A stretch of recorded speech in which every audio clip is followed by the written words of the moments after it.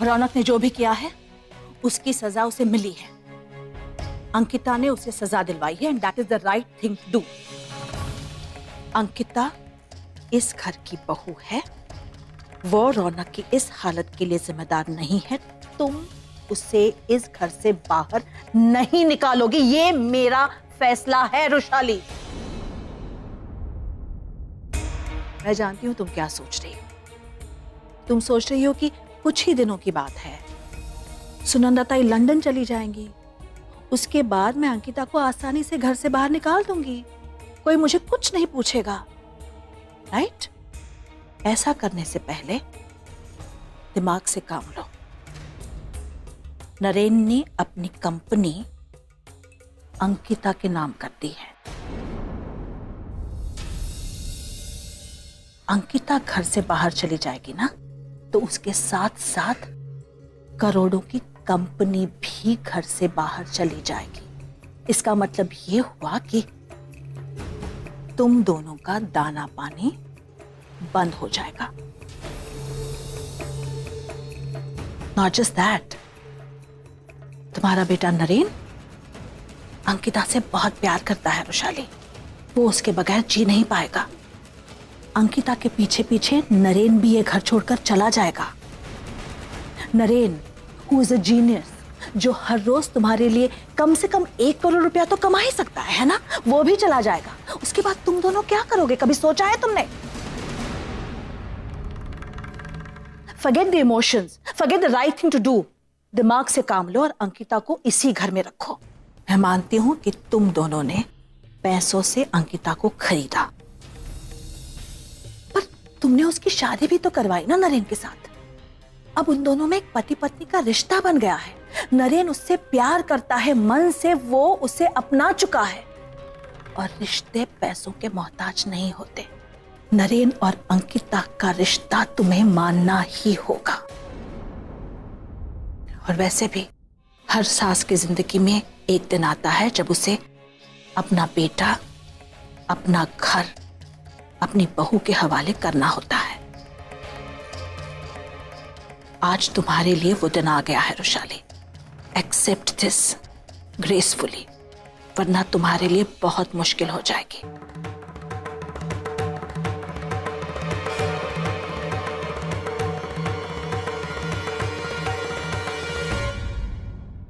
Listen to me Rushali, मुझे लग रहा है कि इस वक्त जो सुनंदा ताई कह रही है वो सही है।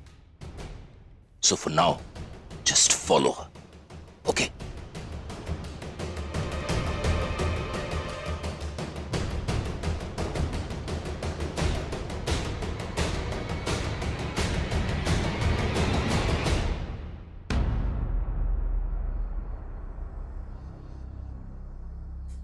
मैं तुम्हें चैन से जीने नहीं दूंगी Ankita. I'm going to make life hell for you. तुम अपने दिन गिनना शुरू कर दो।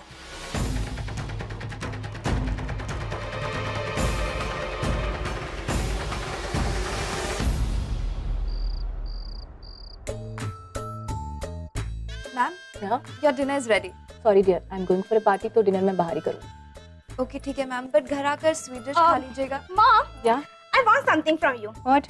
वो आपकी डार्क रेड कलर की लिपस्टिक है ना, वो और डायमंड इयररिंग्स जो लिमिटेड एडिशन वाली है। तुम्हें उनकी क्या जरूरत है? You are so young to wear them. Oh come on mom, मुझे भी तो स्टाइलिश दिखना है ना। Baby you already stylish. Mom please.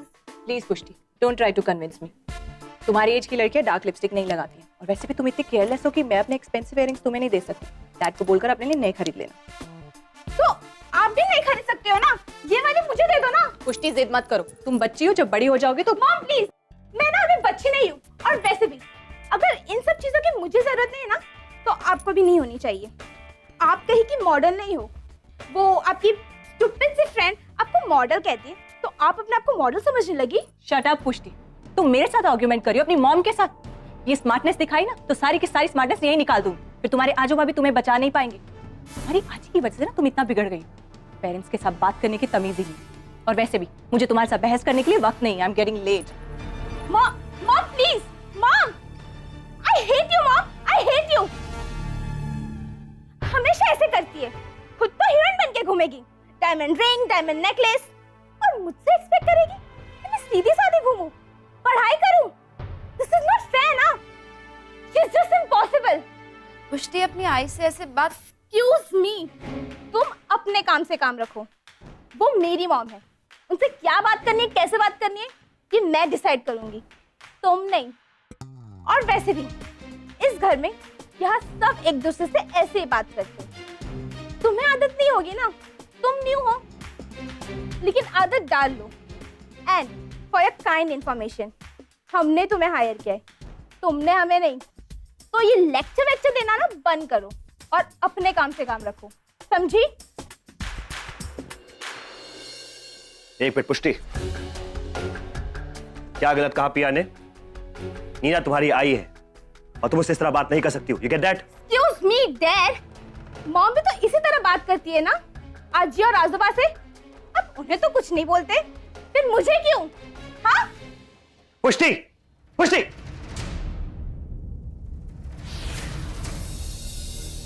पिया, I'm sorry for her behavior. मैं उससे माफी मांगता हूँ। I'm really sorry. No sir, it's fine. मैं आपसे कुछ बात कर सकती हूँ? सर, वैसे तो मैं एक स्ट्रेंजर हूँ, मुझे नहीं पता मेरा आपसे इस मामले में बात करना सही होगा या गलत, but after all it's your personal matter sir. पर मुझे लगता है जो पुष्टि कह रही थी वो गलत नहीं है। उसने जो देखा, उसने जो सीखा, वो उसी को देखकर रिएक्ट कर रही है sir.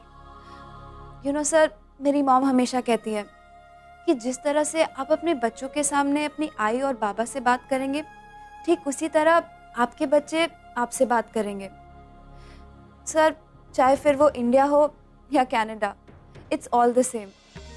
And after all it's a circle. आप जहाँ से स्टार्ट करेंगे आपकी जर्नी वहीं जाके ख़त्म होगी। सर, अगर आप चाहते हैं कि आपके बच्चे आपको रिस्पेक्ट करें, तो पहले आपको अपने पेरेंट्स को रिस्पेक्ट करना होगा।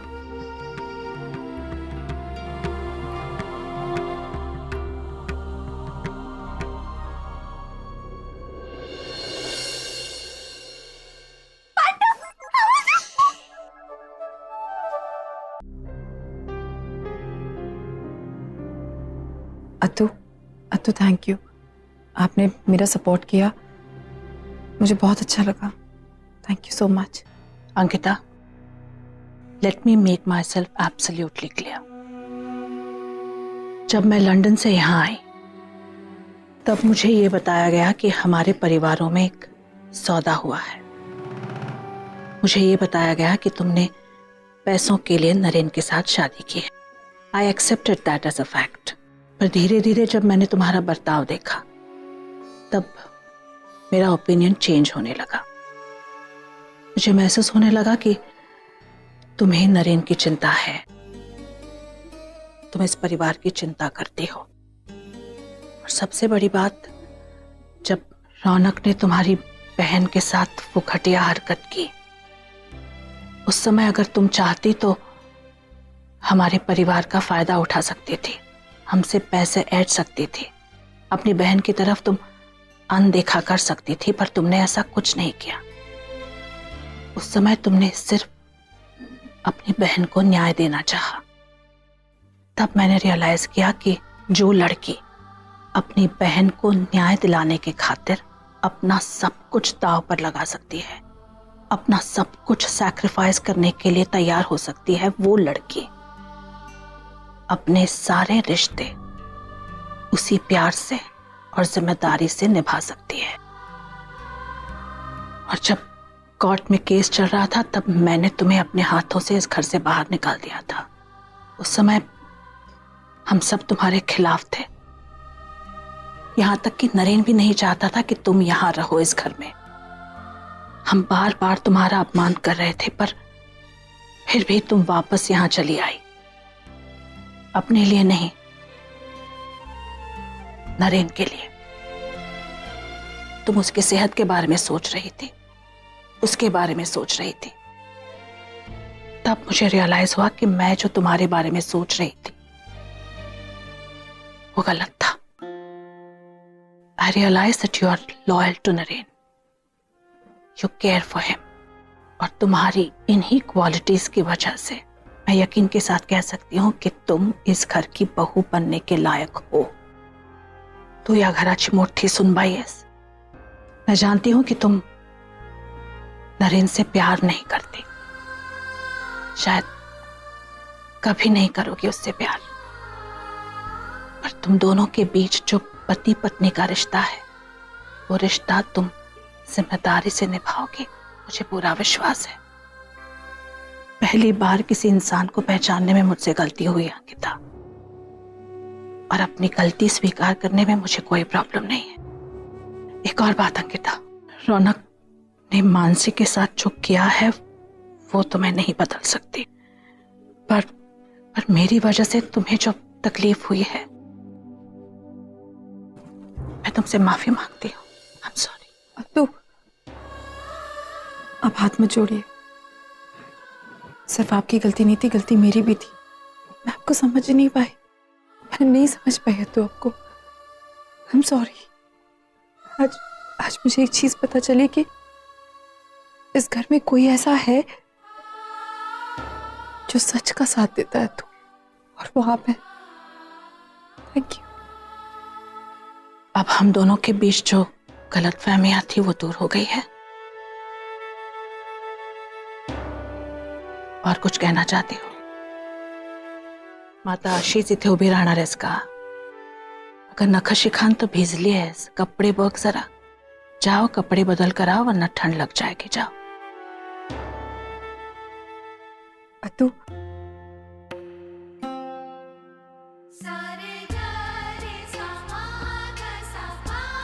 अखंड सौभाग्यवती भव।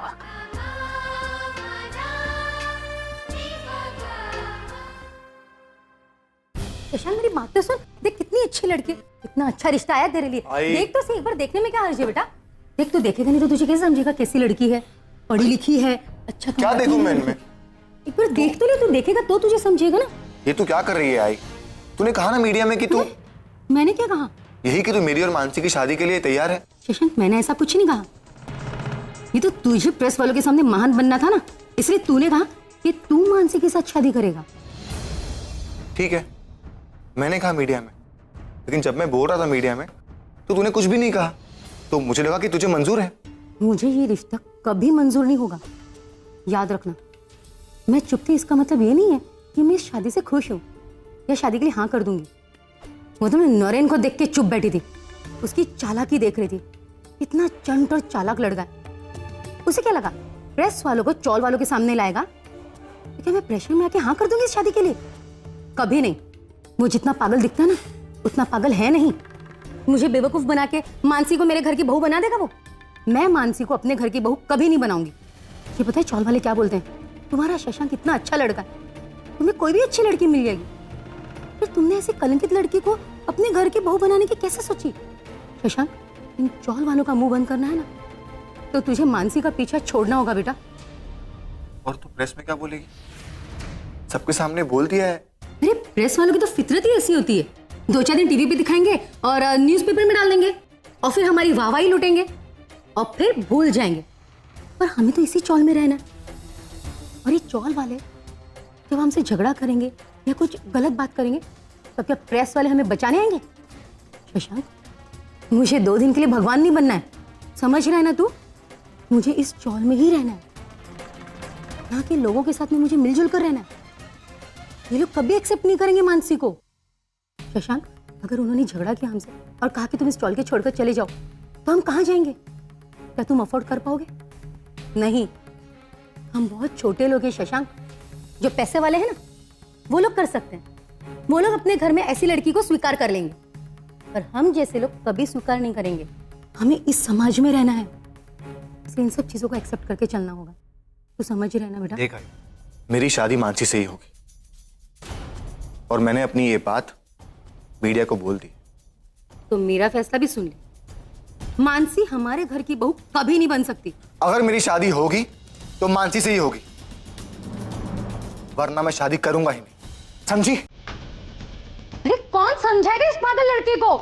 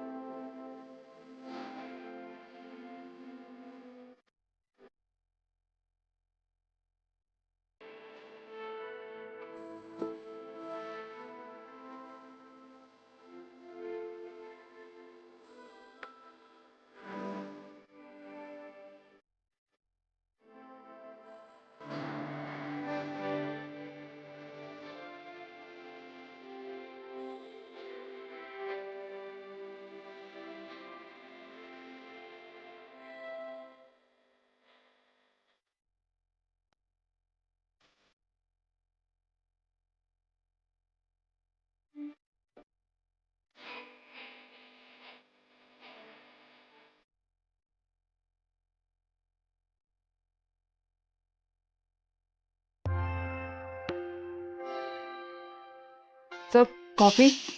या बैठो ना। Sir coffee. Thank you. तुम्हें याद है BSN एसोसिएट्स, इस पर मैं रिसर्च कर रहा था तुम्हारे साथ। हाँ सर, ये तो वही है ना जो कस्टमाइज्ड होम बनाना चाहते हैं। हाँ, इनकी मेरे साथ मीटिंग फिक्स हो गई है। Wow, that's great. आप बहुत एक्साइटेड हैं ना इस प्रोजेक्ट को लेके? टोटली। और तुम भी एक्साइटेड हो जाओ। क्यों? क्योंकि तुम्हारी फर्स्ट क्लाइंट प्रेजेंटेशन है। सर नहीं, मैं कैसे कर सकती हूँ सर? मैं नहीं कर सकती सर। अरे क्यों नहीं कर सकती? मैंने अब तक किया नहीं कभी। तो क्या होता है, always a first time. No sir, इतने बड़े लोग हैं, मुझसे कुछ गड़बड़ हो गई तो मैं कैसे बोलूँगी उनके सामने? सॉरी सर, मैं नहीं करना चाहती। कौन बड़े लोग आना, तुम भूल जाती हो क्या? 200 करोड़ के शेयर्स है तुम्हारे पास, तुमसे बड़ा कोई नहीं है उस रूम में। सर वो तो आपने आना, तुम प्रेजेंटेशन दे रही हो and that's final and I am not joking. My name is Naren and I am not joker. No sir, मेरा मतलब आना। नो हाँ कुछ भी नहीं। तुम बिल्कुल टेंशन मत लो, कॉन्फिडेंस रखो। अच्छा ऐसा करते हैं, एक मॉक रिहर्सल कर लेते हैं। समझो कि ये कॉन्फ्रेंस रूम है और इधर उधर सर उधर सर, ये कॉफी छोड़ो। सर मुझसे नहीं होगा सर, प्लीज मेरी बात। मैं बताता हूँ ना तुम्हें, इधर खड़ी हो। ये तुम्हारे पीछे प्रोजेक्टर चल रहा होगा। ओके, यहाँ बैठे होंगे मिस्टर भल्ला। इधर बैठे होंगे मिस्टर बासु। इधर वो झारखंड वाले हमारे मिस्टर पटनायक। ठीक है, और यहाँ पर हम बैठा देते हैं मिस्टर जोशी को। तो सबसे पहले तुम्हें पता है ना, वो सजाजी जो मिस्टर भल्ला, वो तुमसे पूछेंगे। ओ मैडम जी गल दसो, मैं ਤੁਹਾਡੇ ਕੋਲ ਇੱਕ ਸਵਾਲ ਪੁੱਛਣਾ ਚਾਹੁੰਦਾ ਹਾਂ। ਉਹ ਇਹ ਹੈਗਾ ਕਿ ਸਾਡੇ ਜੋ ਗ੍ਰਾਹਕ ਹੈਗੇ ਨੇ, ਆਈ ਮੀਨ ਟਾਰਗੇਟ ਕਸਟਮਰ, ਉਹ किस तरह बेनिफिट करेंगे? तो कैन यू एक्सप्लेन? तो जनरली अगर देखा जाए तो बिल्डर जो प्रोजेक्ट बनाता है वो अपने हिसाब से बनाता है, लेकिन हम ऐसा नहीं करेंगे। हम जो भी प्रोजेक्ट बनाएंगे हम कस्टमर के हिसाब से बनाएंगे, उनकी पसंद के हिसाब से बनाएंगे। और जहाँ तक आपका टारगेट है वो मिडिल क्लास फैमिलीज है, और जहाँ तक मैं जानती हूँ मिडिल क्लास फैमिलीज हमेशा कहीं ना कहीं कॉम्प्रोमाइज करती है, और हमारे प्रोजेक्ट में किसी को भी किसी भी तरह का कोई कॉम्प्रोमाइज नहीं करना पड़ेगा। वेरी गुड आना, वेरी गुड गोई। लेकिन तुम्हें पता है ना मिस्टर जोशी हमेशा टांग अड़ाते हैं हर बात पे, और हंसते भी रहते हैं। वो तुमसे पूछेंगे મેમ તમારો પ્રેઝન્ટેશન તો સારો છે, लेकिन लॉन्ग टर्म गेन कैसे होगा? सर गेन होगा, गेन क्यों नहीं होगा? आप एक बात बताइए, एक कस्टमर हमारे पास आएगा, हम उसे उसके हिसाब का घर देंगे, जैसा उसे चाहिए वैसा घर देंगे, तो डेफिनेटली बाहर जाएगा और 10 लोगों को ये चीज बताएगा, और 10 लोग फिर हमारे पास आएंगे और हमारा रिश्ता उनसे भी स्ट्रांग बनेगा। इसी तरह हमारा गेन होगा। वेरी गुड आना। Mister Basu serious type. Mrs Kormorkar ভালো છે, પ્રેઝન્ટેશન ખૂબ ભાલો છે, for advertising not for customer भूखा नहीं बनेगा, बुद्धू बनाया उसको। तुम कैसे बुद्धू बना रहे? सर सवाल ही उठता बुद्धू बनाने का किसी को। अगर हमने ये प्रॉमिस किया है कि हम कस्टमाइज्ड होम बनाएंगे तो हम बनाएंगे, हम बिल्कुल कस्टमर के हिसाब से बनाएंगे। जहां उन्हें बेडरूम चाहिए, जहां उन्हें बाथरूम चाहिए, जहां उन्हें पूजा घर चाहिए, हम बिल्कुल उसी तरह बनाएंगे। और सब बच्चों के लिए प्लेग्राउंड भी बनाएंगे, बिल्कुल बनाएंगे। और मुझे ऐसा लगता है जब वो पहले बार अपने घर में कदम रखेंगे तो उन्हें ये नहीं लगेगा कि वो किसी फ्लैट में आए, उन्हें लगेगा कि वो अपने सपनों के घर में आए। आप कुछ बोलना चाहते हैं मिस्टर बासु? अरे इस पे क्या कोई बोलेगा, वो झारखंड वाले पटनायक जी वो बहुत खुश हो जाएंगे, ऐसे बोलेंगे। अरे भाभी जी हम तो मान लिया आपकी बात टोटल, घर जाके खोलेंगे आज पूरी बोतल। Very good. तुम्हें पता है तुम्हें बहुत पोटेंशियल है और तुम्हें पोटेंशियल दिखाना चाहिए, और ये अपॉर्चुनिटी जिसे तुम ग्रैब कर लोगे। तुमने इतनी अच्छी प्रेजेंटेशन दी है and you will be superb, I am telling you. नहीं सर, ये सब कुछ मैं आपके सामने बोल सकती हूँ, लेकिन वहां जाकर नहीं बोल पाऊंगी, मैं सब भूल जाऊंगी, मुझे कुछ याद नहीं रहेगा। अरे जब तुम मेरे सामने बोल सकती है तो इन लोगों के सामने ही बोल पाओगी। इनको इमेजिन कर लेना ऐसी। आना मैं बताता हूँ तुम्हें, मैं सारी की सारी डिटेल्स दे देता हूँ अभी के अभी, ताकि तुम और कॉन्फिडेंट हो जाओ। एक मिनट, आमोर, ये देखो, ये रहा आमोर का डिजाइन।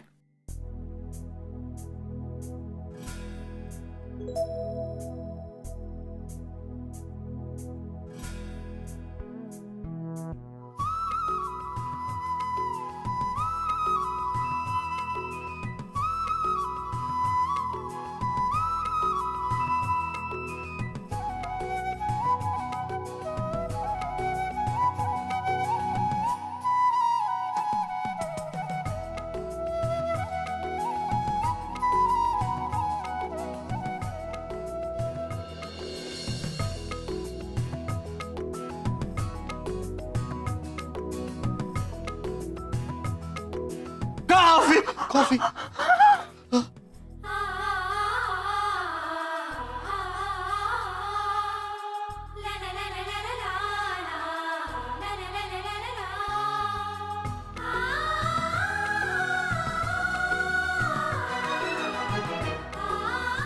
हाँ ना, तुम एक काम करो, इसे साफ ही कर दो, हम फिर रिज्यूम करते हैं। Okay okay sir.